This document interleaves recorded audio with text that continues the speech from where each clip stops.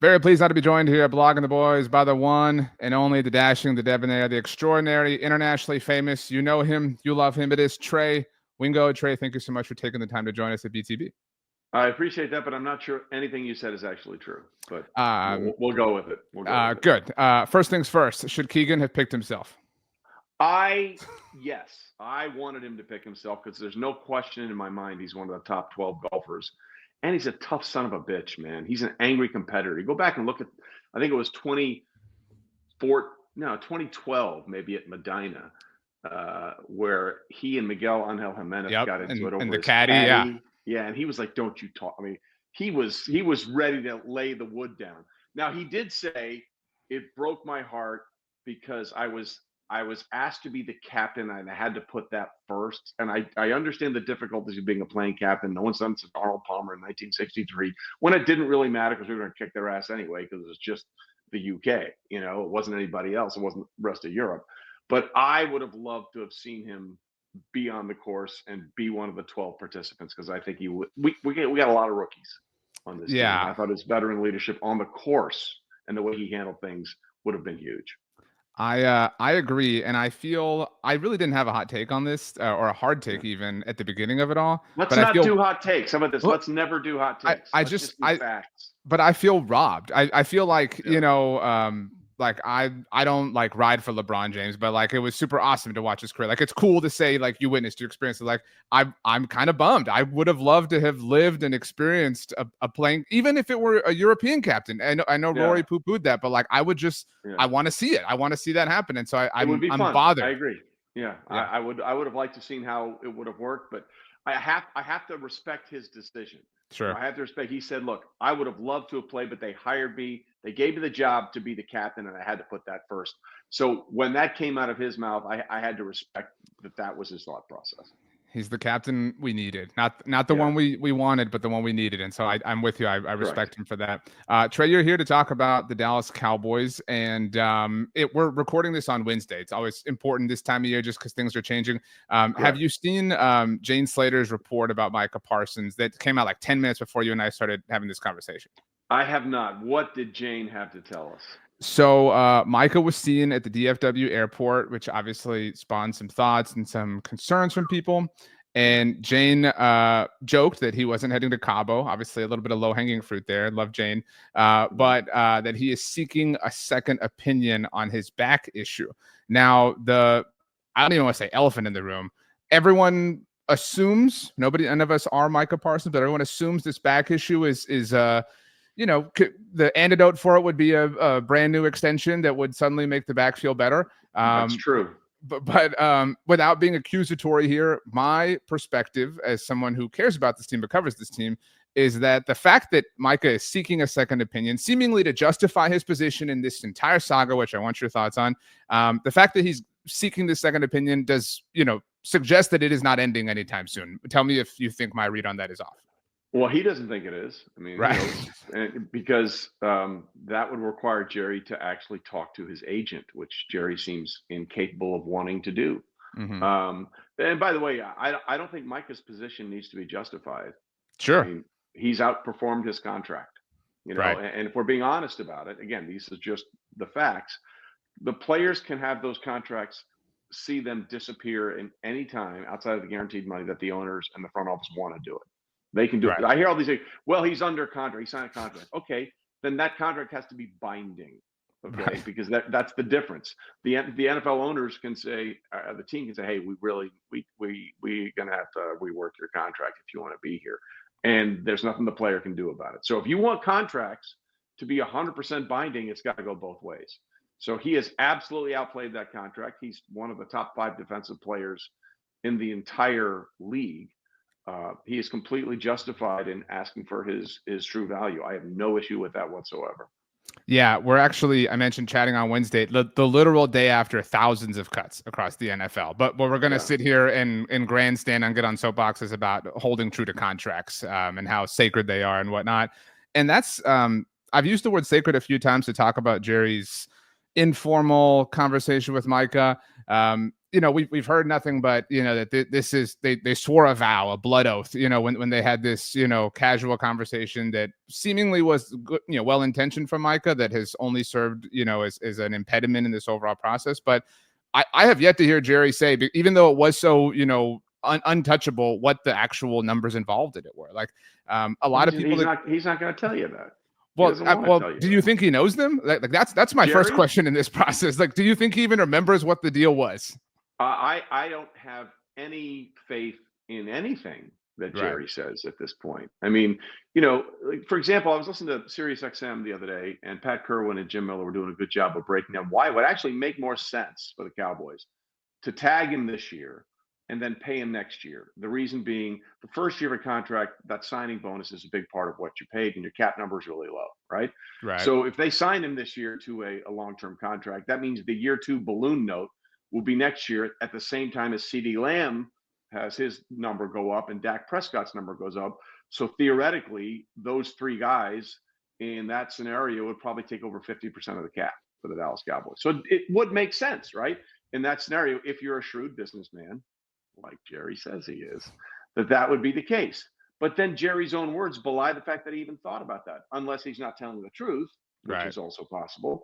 When he talked to Michael Irvin and said we had a deal in place, and then David Mugoleta said to shove it up your ass, which of course he never said. And he said this, he repeated the same thing to Stephen A. Smith, which with this endearing story. That was the endearing story. It's like a child who wants candy. And he goes to Mama and says, Mama, I want candy. And Mama says no. And then he goes to Daddy, and Daddy says yes. And then he goes back to Mama and says, well, Daddy said yes. It just tugs at the heartstrings, doesn't it? It's all just crap. I have no idea whether any of that actually happened, because I don't know if I can believe anything that Jerry says, because it would make more sense for him to do it that way in terms of sign him next year. But he's saying in all these interviews, oh, we had a deal in place. So what was really best for you apparently wasn't even in your game plan, unless you weren't telling the truth. That's, a lot of people have said, myself included, that last year's playoff loss, the wild card loss to the Green Bay Packers, really broke. Before, not last year. The 2023 season. That loss in particular broke this team, fan base, whatever you want to call it, in a way that others hadn't. Like there had been heartbreaking ones, but this was a clear divide all of a sudden between the way people view the team, even the extreme loyalists, and how the team operates. And that was, of course, ironically followed by declaring to go all in, and then a particularly infamous offseason of inactivity. They signed a long snapper. They I can't remember. I think they signed Eric Kendricks, and they brought Zeke back, which was the ultimate, like,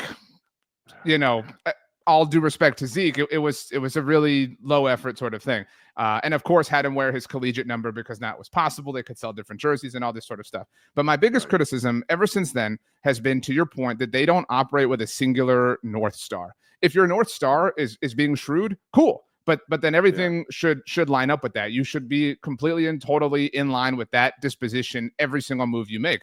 But by signing Dak Prescott on the literal day the season began last year, you're not. You're accomplishing these things, but in the most inefficient manner possible. You talked about, obviously, Dak's price ballooning this year, and it continues to happen next year. And even if you do trade Micah or you sign Micah, you've already lost the opportunity to experience the salary cap relief that extending him would do, that you could have utilized in free agency. If you are going to trade him, you've lost the chance to use those resources in this year's NFL draft. Yeah, listen, you are 100% right, but I'll take it one step farther. Like that loss fractured, I think, the team and the fan base, but really what fractured the team's ability to function financially was the fact they decided to pay Ezekiel Elliott before they paid Prescott. I mean, let's just be honest about it, okay? You paid the running back when he was at the end of his productive career, and he was already splitting time with Tony Pollard before you took care of your quarterback. That was flawed, which means you had to get rid of Amari Cooper because you couldn't afford him. And oh, by the way, go look at the numbers between Dak and Amari at the time that they had to let him go. They were in sync in so many incredible ways. So the flawed financial decisions from Jerry and the front office go well beyond, this latest issue with Dak Prescott. But the bigger, to your point, I don't think there's a plan. Right. And we go into this on my new podcast, Straight Facts Homie, which is launching Thursday, today, I guess, when this is airing, because like you said, we're in the time-space continuum here. Jerry is an amazing owner. I want to be clear about that. I mean, when the Lakers sold their franchise for $10 billion, Jerry's thinking, well, 15 for me at a minimum, because he owns the stadium. By the way, notice to all the other NFL owners that are hundreds of millions of dollars rich, if you just finance your own stadium, you'll get the return back. Okay, you don't need taxpayer money for it. Jerry did it by himself, and it's going to make him a freaking fortune.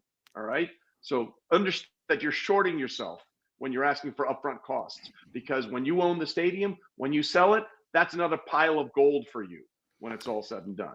So my point in all of this is that Jerry has been a wonderful owner. He's made the league a fortune. You know, when he sued the league to allow not only league-wide deals, but team-wide deals for their own stadium, suddenly every other owner had the opportunity to do that, and they all got richer. So as a businessman, as an owner, he's fantastic. He is the worst general manager in the league. Out of 32, Jerry Jones is 32. And there were a couple of points that I thought were really interesting in the Netflix documentary, which, by the way, should have been titled "Jerry Speaks About the Cowboys." Right. Yeah. I mean, that's what it was about. Jerry Jones talks about the Cowboys.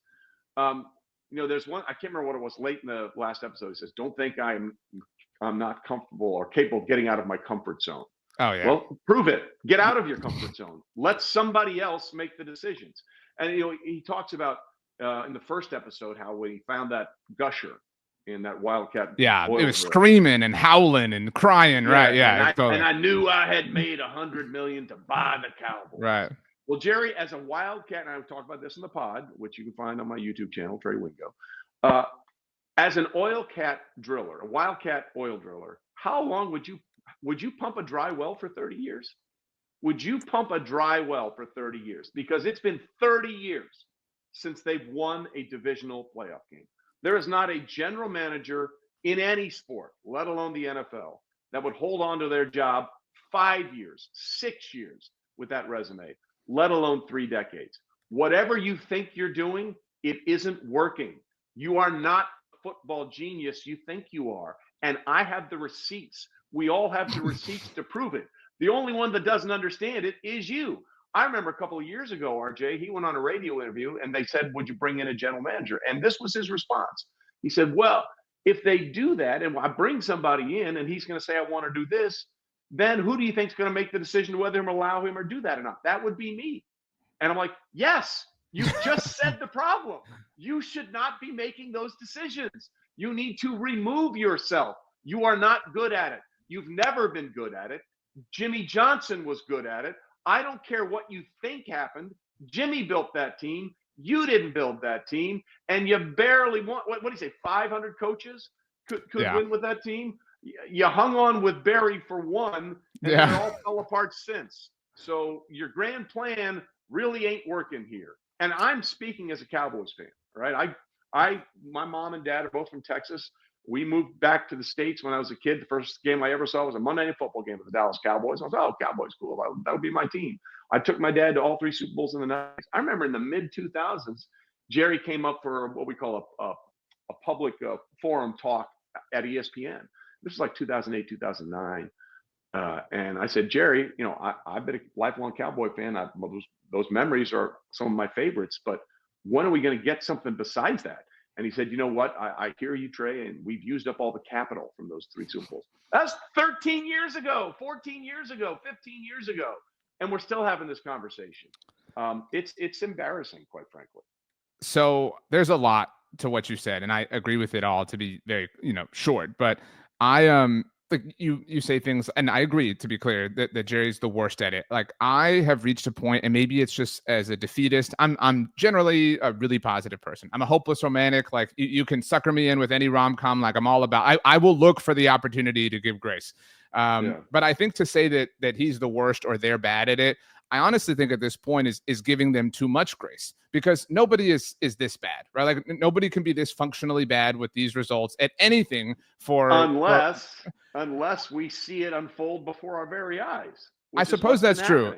There's a lot of narcissism behind that, clearly, but it would lead. I think that's why I believe the most likely and most logical root cause, right? Like the true, like beginning point of the infection, so to speak, isn't that they or he thinks that what they're doing is going to work, and he just keeps falling flat on his face every time. It's that they don't care. It's that, I mean, I'm not the first person to intimate that they don't prioritize winning, but like to me, that's a much more logical, and that's nowhere near better, to be clear. But that's a much more easier thing to square in my mind than it is that they're just this bad at it.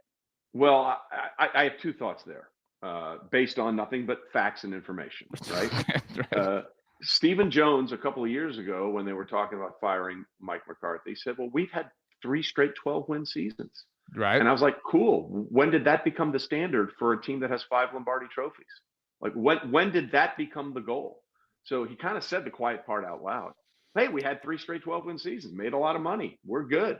So on that part, I believe that there's a large segment of that front office that probably doesn't care about winning and losing. I do believe Jerry cares, because you mentioned the word narcissist earlier. That's our guy. He doesn't want to be remembered when this is all said and done as a guy who couldn't do it for 30 plus years after the Jimmy Johnson team. I know Barry won the last one, placeholder. Right. Like that was Jimmy's team. Okay. So I know that Jerry's ego does not want that to be the case. So for me, I think there are people in that front office who do not care. Like, hey, we're making money. We're good. We're selling out. We still have the highest ratings every year on television. And it's true. They do. Better than the Chiefs, better than the Eagles, better than anybody. They have the best rate. They have the eyeballs. But Jerry needs to win for 2 reasons.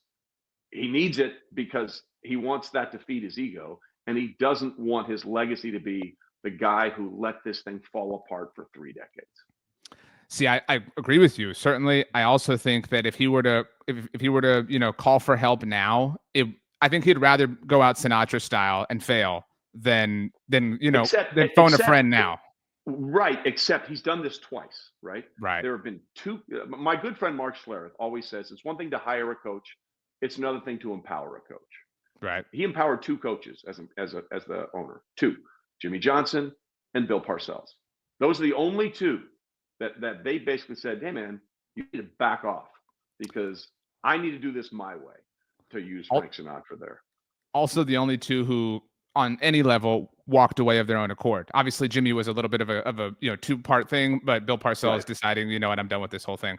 Correct. 2 last ones for you, Trey, and we'll put the link to the YouTube channel and the podcast down in the description below so everybody can check it out. I think that I wouldn't say empowered Mike McCarthy, but I have carried a lot of water from Mike McCarthy in our, space, whatever. And I feel like I in no way was 12-5 the standard, but nobody had gone to the playoffs in back-to-back seasons since Barry. Nobody had done these small little non-standard things since Mike McCarthy did them. And I feel like the Cowboys just, and by that I mean the front office, just really disrespectfully let him go and wither. And Mike lost a PR battle to Aaron Rodgers a long time ago, and everybody made up their mind on what they thought about him. And even though we've learned a lot about Aaron since then, we still can't Mike give looks a lot better. Mike looks a lot better in hindsight. And I think that we might, in the future, put Mike somewhat in the box of Jimmy and Bill in having walked away. Because Mike clearly said, you know what, dude, like this is way more than enough, that I want to have to deal with. So my first of the last 2 is, do you feel like we don't give Mike McCarthy proper credit for what happened over the course of his tenure with the Cowboys specifically? I don't. I don't. I think we don't give him enough credit. The problem is the exit in that playoff loss was just so unfair. No, yeah, that's on him. I'm with you there. Let's be honest, okay? That was the second longest home winning streak in franchise history, dating back to 1960. Second longest. That season, they had the biggest point differential at home all season long and had the lowest turnover differential at home all season. And everybody shit the bed. I mean, they just did. That was, I have been an ardent supporter of Dak Prescott because I think people look at his flaws way more than the things that he does really well. Right. It is hard to get past that game against Green Bay. It is hard to look and say, when it's nut cutting time, is this somebody that can get it done? Because that was such a stinging rebuke of how poorly he played. He was outplayed by a guy in his first year as a starter, Jordan Love, and it was hard to watch. So I do think that Mike, in when it's all said and done, might be looked at more responsibly and more favorably but that was you had to let him go after that game. And then the 7-10 season was just a disaster. Yeah, if you were going to do it, you had to do it then. And it's like so many when good teams cut players a year early, right? Bad teams cut them a year late, right? They should have cut ties with Mike after that season. I think that would have made the most sense across the board. I totally agree. My position then was, this is again immediately following the loss, you either have to fire him right now with a year remaining on his deal or extend him. And not that I was advocating for extending him, but you have to get rid of this lame duck year hanging over your head. Chad. Yeah. Exactly. Because at the end of the day, if you extend him and you do fire him, what would have been a year from then, it's just money. And so if you want to tell us you're willing to sign any check, that's the check that you sign to just get rid of a distraction. My last one, Trey, this is probably the most difficult one, is, and again, we're chatting on the 27th here. How does the Micah thing end? Based on your purview of Jerry and the Cowboys and your career covering a lot of different Wildcats and Tycoons, and what we know and what we don't know, this one, for lack of theatrics or drama, does feel different than Dak or CD. You can qualify that how you'd like. But does it end with Micah not playing at all, Micah getting traded, Micah missing a few games while this back injury goes on and the contract extension, or how do you view these cards ultimately falling down? Well, if they trade him, then Jerry is as bad as we all think he is. I mean, he's literally the kind of player you build around. And oh, by the way, the reason that we're having this conversation is because whenever you let another team set the market for your player, you pay the price for it. They could have had Micah at $32 million a year before Myles Garrett got 40. Yep. So I mean, when you're late to the party, you pay the price. Yeah. I think it ends up with him playing this year in some way, shape, or form. I have to believe that he's going to play because it's a lot of money for him to walk away from. But even if they tag him this year, that's not good for the team. And they can tag him again next year. That's not good for the salary cap because none of that is voidable money. You know what I mean? The thing that makes the most sense is to get a long-term deal for him sooner rather than later. But I have no idea if sense is ever even involved in this anymore. And to your point, it made sense a year and a half ago to do, and here we are right now. Right. And you're set. You're set. You don't have to worry about this right now. I lied. My actual last one, as a Baylor guy, I'm curious how much you love George's, because not enough people talk about it on a day-to-day basis, and it's one of the best places in the world. Do you go to Baylor? I did not, but I've driven. Okay. I'm from Texas, been through Texas, driven all over Texas, and so every time I'm in the area, some people go and see the Fixer Upper stuff. I go to George's. Oh my God! In Waco. Yeah. Well, look, I mean, listen, I was at Baylor so long ago, no one thought of it as a vacation destination. Okay. Yeah. You know why they call it the show Fixer Upper? Because a lot of Waco needed to be fixed up. All right. Right. George's is the crown prince of Waco. For anybody that doesn't know, it's the greatest. I don't even call it a dive bar. It's more like a destination dive bar at this point. Yeah.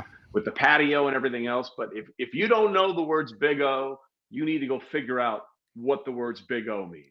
I still have on my phone pictures of Big O's that I have had since my college days, and they are things that I am very proud of. So yeah, George's is the bomb. So if you're ever in Waco, go to George's, get a chicken fried steak, and make sure you ask for a Big O, baby. And they're not that expensive. They I'm partial to the gator bites, little appetizer, cheese stuff, chicken things wrapped in bacon. It's one of Texas's, I don't even want to call it hidden secrets, because Fixer Upper has outed all of Waco to the world, which is a good thing. But yeah, not enough people talk about it. So I figured if anyone could stand up for George, it would be Trey Wingo. We had nickel Big O nights once a month. What a time to be alive. Think about, or maybe it's quarter Big O. Okay. You could bring $2 and you are done. Yeah, good night, Irene. Yeah, totally. For half the bar. Yeah. Trey, a little bit more about the pod as we leave, just kind of what we can expect beyond the Cowboys and everything. I thought I had a Big O cup behind me on the set here, but I don't. It might be that crystal vase. It's about that size. It's about that big. Yeah, it's about that big. But what to expect from the pod, just as we know, moving forward with football season fully here. Well, I appreciate that. I have a love-hate relationship with the thing that I did for a lot of years, because I've seen it devolve into a lot of nonsense, just people screaming at each other, let the debate begin, and right. Just arguing. And here's what I think based on no facts whatsoever. Clearly the league is conspiring against Shedeur Sanders. Oh, for fuck's sake. Give me a break with that one. Right. So what we're going to do, and what we started this first episode is, look, we're just going to tell you the truth. We're going to tell you the facts. Okay. This is not an opinion. It's not based on how I feel about something. It's based on what actually happened and what the data tells us. Like, for example, don't draft Saquon Barkley this year in your fantasy league. Don't do it. Of the 8 guys that have rushed for a 2,000-yard season, none of them came close to next year, and their yard per carry dropped anywhere from 1.5 to 2 yards. So that's a significant number. So if you're drafting Saquon Barkley this year and expecting 1,800 yards, you're not going to see it. You're just not going to see it, even behind that offensive line in Philadelphia. So we're going to give you the facts as they are based on data, historical precedent, and what things really mean. Like the Shadur Sanders, they held him out of that final 2-minute drive because they didn't want him to get the job. He was never getting the job anyway. Right. He was 4th on the depth chart. They gave it to Snoop Huntley because they knew he was going to be cut. So they wanted to give him a chance to put out some tape. Now, the drive didn't go the way they wanted to, but they wanted to give him that opportunity. So don't buy the BS narratives that are out there. Just go to the people that know what they're talking about, and we'll give you the straight information. Well, Trey, you made an argument against signing Micah Parsons because if I'm the Cowboys, I don't have to do it. Saquon's yards per carry are going to drop anyway. So why do I need to pay $200 million, to do that when it's going to happen on its own? You know what I mean? You just made the case. Did you see the rest of the defense last year? I would not be shocked if that is the logic inside of the Star in Frisco. Trey, last one to really close us out. Who wins the Ryder Cup? Well, we've won the last 2 on U.S. soil, right? 2016 at Hazeltine, 2021 at Whistling Straits. This is going to be a tough one for us. Bethpage is brutal, but if you're just going by the players, the European team is significantly better. Oh, dude, it is significantly, and we got so many rookies on this year. That's another reason why I really wanted, Keegan to play. We have so many rookies. I'm hopeful that my fellow New York obnoxious fans will show up on Strong Island and make it very difficult, like they did for Sergio when the U.S. Open was played there. That was when he was the Waggle King. Right. Fucking hit it, Sergio. So I'm hopeful that will rattle some of these guys, but I would not be surprised if the Europeans come away with a win. That would not shock me at all. Those are just the facts, even if they're upsetting, and that's what you're going to get with Trey. They're a better team. They're a better team. I hate to admit it, but you're right. Trey Wingo, thank you so much for the time. Be well. Enjoy football season. And next time you're in Waco, make sure to stop at George's. Got it. Straight Facts, homie. YouTube, like, subscribe, all that kind of stuff. Thanks for putting up the link.